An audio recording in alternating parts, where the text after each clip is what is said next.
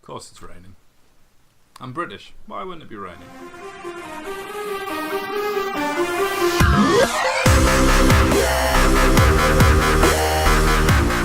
Hey guys, Seamus here. Welcome back to Pillars of Eternity. We finally killed the bear, which means that I'm crouching around. Sorry, I was just making sure there was nothing left in the cow, in the bear's place. Words are things. In the bear's cave. Let's speed up a bit. Where did I find that bloke again? It was down here.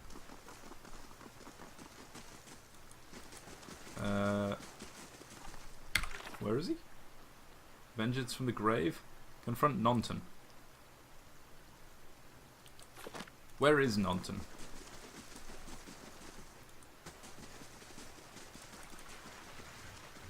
I'm going to quickly go find this guy.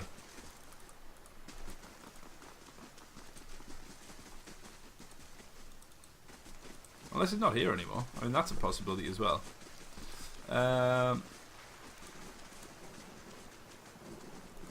Anyway, so last time we found a new. Well, we hired a new party member. So we've got I can't remember what I called it. Eris.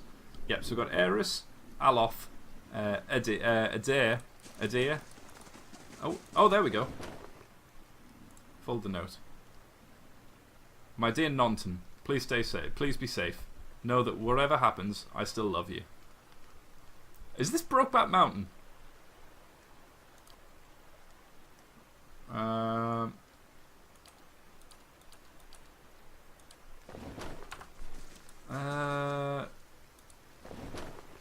take that, thanks. Where is he? 1 second.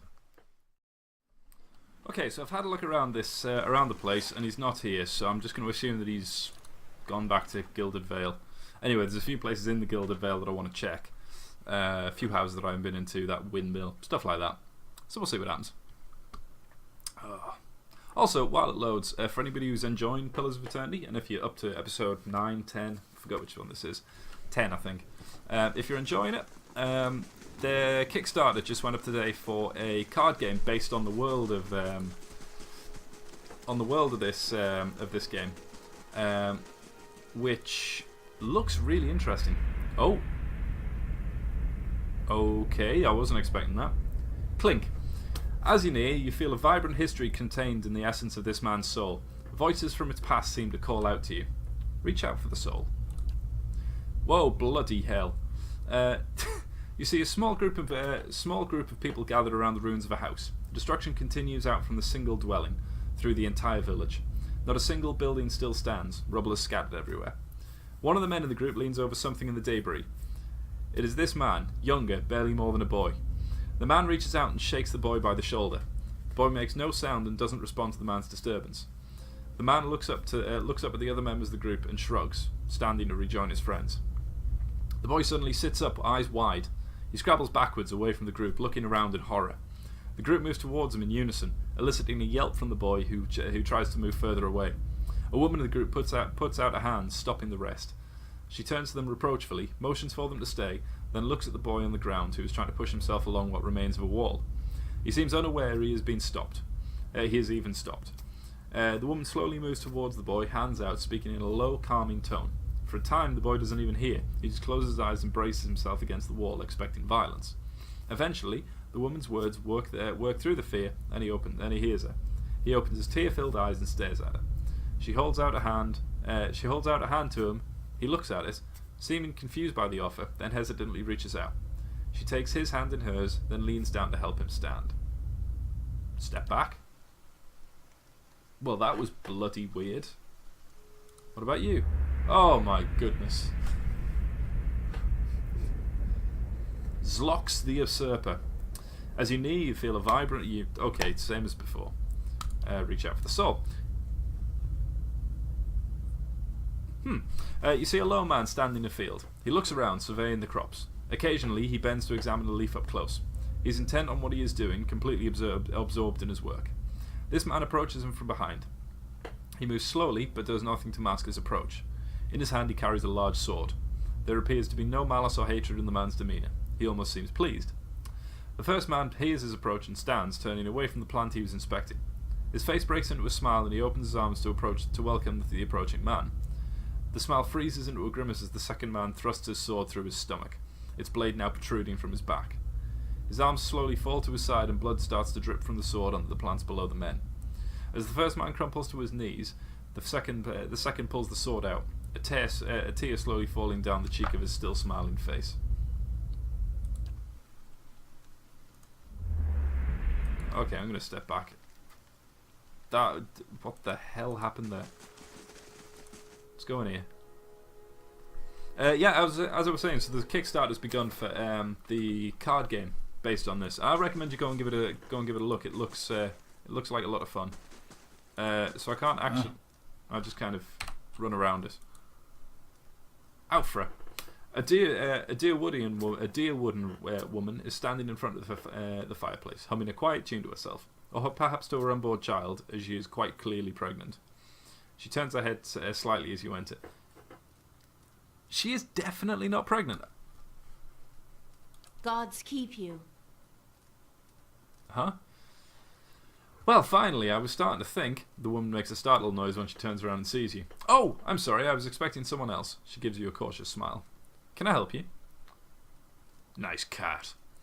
I just arrived in Gilded Vale. I thought I'd get to know the locals. Were you with one of the caravans? She looks at you hopefully. Master Adema's by any chance? Oh.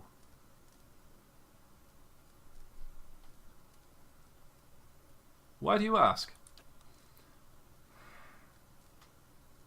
I knew this was going to be it. My sister, Kaliska, is travelling with one of the caravans.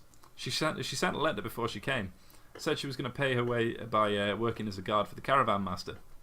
She always was a tough one. She pauses. I don't suppose you've seen her on the road? Or the caravan, perhaps? It's Master Adema's.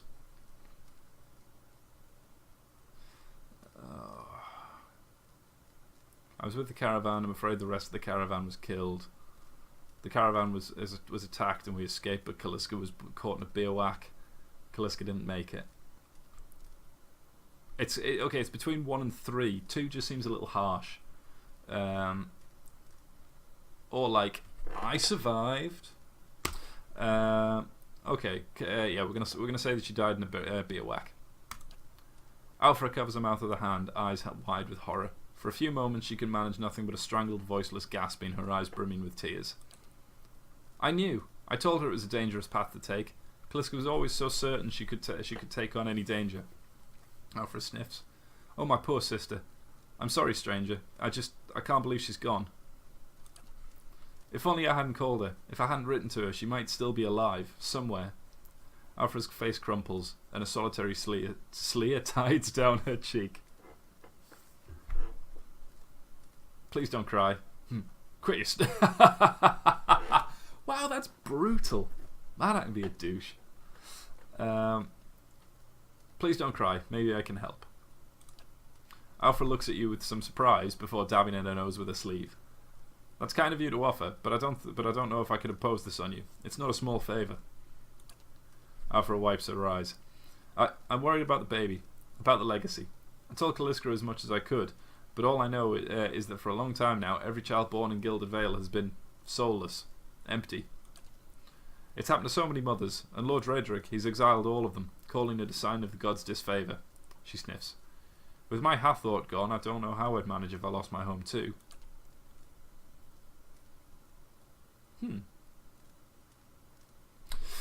I hope Kaliska could help me.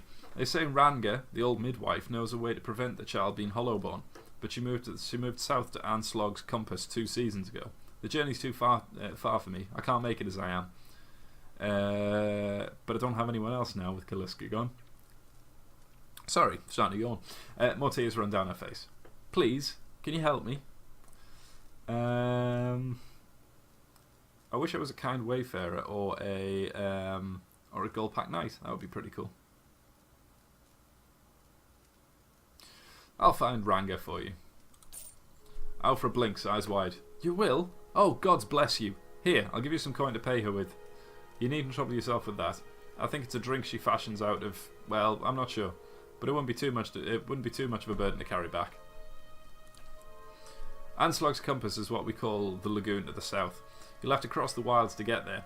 That's what keeps me from trying it myself. She clasps her hands together. Thank you again, truly. You'll be saving us both. She sets a hand on her stomach, smiling through her tears. She is most assuredly not pregnant.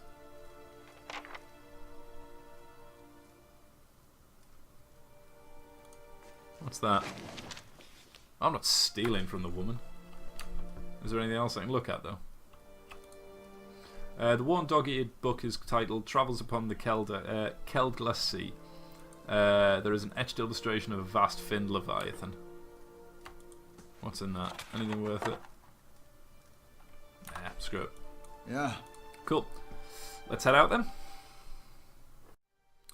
Can I talk to him? I mean, I'm probably just going to launch into some kind of...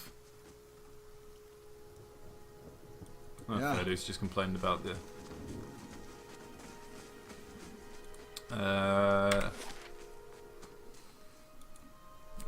Oh, what is wrong with me? Fast mode.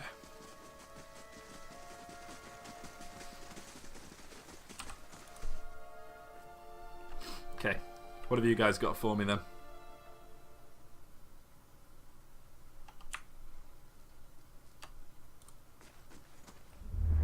Oh. Reach out for the soul. Oh man, my throat is going to kill me. You see a crowded marketplace. Vendor stalls lining the road. The proprietor's voice is calling out to passers-by to come sample their wares. This woman wanders through the throngs, strolling hand in hand with another woman. They pursue the vendor's goods, tarrying at a book merchant with a number of old and beautiful tomes, chatting with one another about what they see. One will pick up a book and show it to the other, who will take it, comment on it, and place it back on the shelf.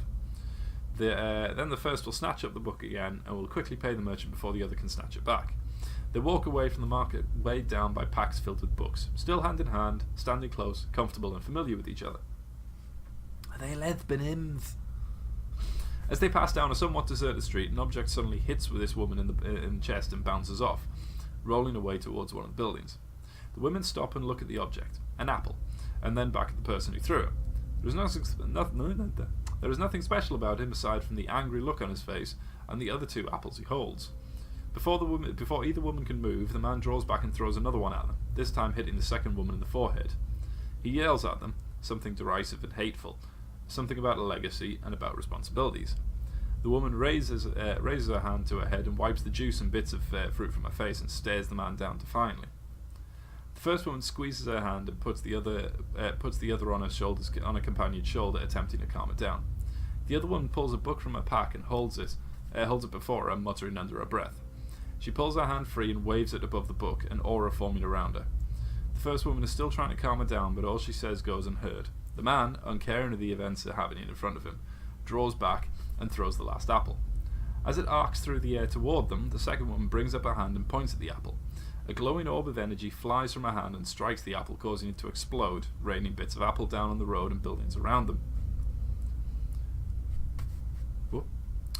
The man's face changes, anger joined by fear, looking like he's trying to decide if running or attacking is the better course of action. The second woman has started chanting again, her hand glowing, her eyes narrowing. This woman steps in front of her, placing herself between her love and their attacker. She touches her face, gently stroking it while whispering calming words. A kiss. The woman's countenance changes. She calms, her eyes softening, her lips regaining the lost smile. The first woman smiles again as well and kisses the other. Wizard scum, the man says, behind them says, and then the two women turn to face him, staring him down defiantly. They join hands and begin walking, moving past him without so much as a sideways glance. I was right. That was all damn strange.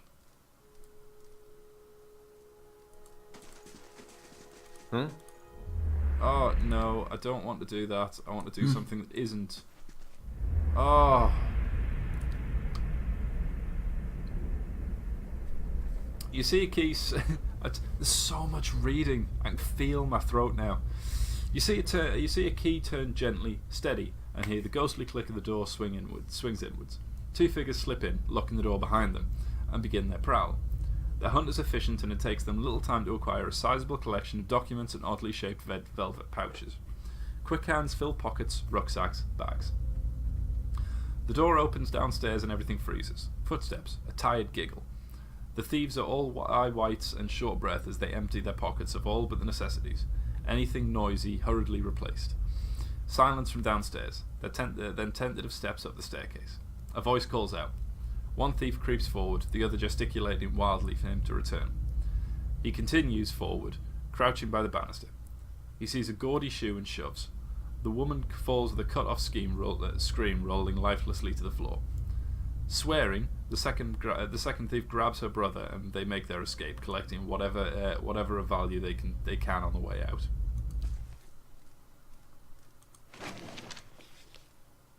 Okay, so what's going on with these? Are these their past? These must be their past lives, which is interesting. But now I don't know who I can talk to without launching into some. Oh, hello, there's something there. Yeah, I'll take that. Go grab that. Mm-hmm. Oh, there's another house. Doran Chamberlain. Okay. I know that this is going to launch me into another thing. If it does, I am stepping back. I don't want to know about the guy. Stepping back. Other things to do. The last thing you want. I can't even enter that building.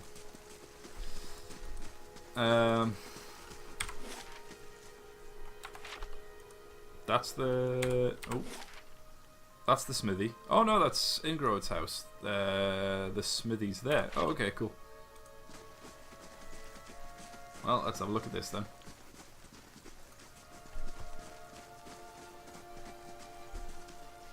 Yep, can I go in? Wait, go. Oh, back, come on. Oh, I'll stop yawning eventually. Oh, Ingroad. This man and a woman appear to have been in deep conversation, working at closing two bulging satchels. They move to embrace until the woman notices your approach and pauses, her smile faltering a little. How do you do? Can we help you? She looks to her companion, brows furrowing it with confusion. Do you know this man, Nonton? Nonton coughs. Yes. Yes. I think we met in Valewood. I warned him about the bear. He inclines his head. Glad to see you made it. Was there something else you wanted? You two seem in a hurry. Yes, I imagine so. Ingroad laughs. We're packing for a trip, actually. I've been meaning to visit Defiance Bay, and she looks at Nonton. Well, in truth, I think I've had my fill of this town. Nonton reaches to take her hand. It's time for some new scenery. I know what really happened in that bear cave, Nonton. The colour drains from Nonton's face. I don't know what you mean. I told you the truth of it. Are you accusing him of something? Ingroad looks to Nonton, touching his arm. If this is about the accident, we're both grieving Pearlie's loss, but it was a wild animal's doing. Nonton shakes his head minutely. You see a tremble in his hands. What would make you suggest such a thing? I really wish I had higher resolve. I had a vision in the cave. I saw Pearlie's last moments as he lived them. I saw you cut him with that knife. That's not possible. Nonton stares at you. How could you possibly know? His hand falls to his sword belt. I left no sign. Nonton, wait. Ingroad raises a hand. I don't know what you saw in that cave, but this isn't what you think. Pearlie, my husband, he was as much a beast as that bear. I tried to leave the first time I suffered his temper, but he wouldn't have it. She looks away, expression pained. Nonton, we met, and I knew I'd found someone special, someone kind, who cared for me. Please, all we want is to leave this place, to start somewhere else. She looks down at the satchels. We've some coins saved up. You could have it, if only you'll let us go. Okay, part of me thinks, yep, that's fine, cool. You guys go do it. You guys, well, not. Apparently that's what you're doing anyway. I could be pretty brutal.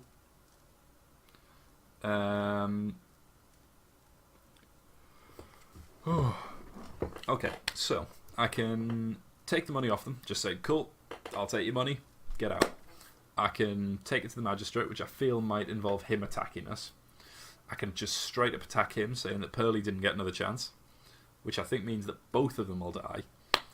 I can tell them to keep the money, and I can say keep the money, use it to start a new life. Or I can say, I don't need your coin, go, get out of my sight. I really want to kill them, I'm not going to lie. Because I don't know, that Pearlie might have been a lovely guy. He could have been a total knob. He could have been a lovely guy.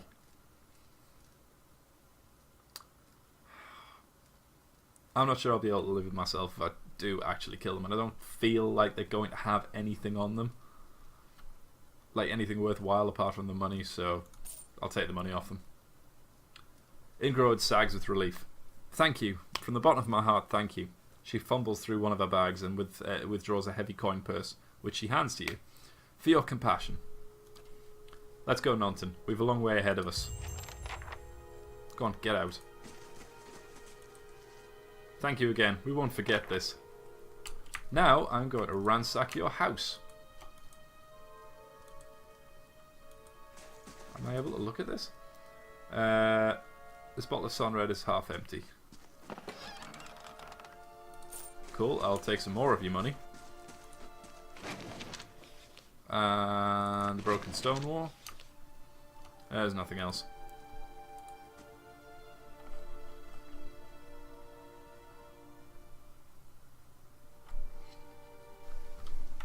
Oh, it's daytime again. What else have we got?